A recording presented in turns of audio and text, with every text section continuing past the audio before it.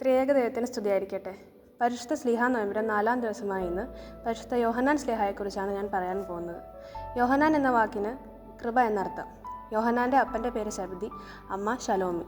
യാക്കോബും യോഹന്നാനും വല നന്നാക്കിക്കൊണ്ടിരുന്നപ്പോഴാണ് യേശു അവരെ വിളിച്ചത്.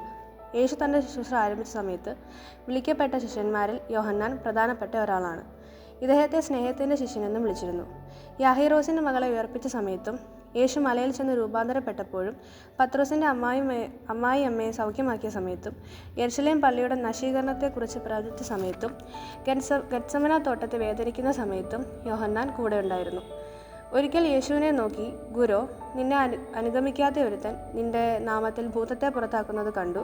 നിന്നെ അനുഗമിക്കാത്തവനായതുകൊണ്ട് അവനെ തടഞ്ഞുവെന്നും പറഞ്ഞു. ഇതിൽ തന്നെ കർത്താവിൽ അവർക്കുള്ള എരിവ് മനസ്സിലാക്കുവാൻ കഴിയും. എന്നാൽ അതിന് യേശു അവനെ തടയണ്ട എന്നും പറഞ്ഞു.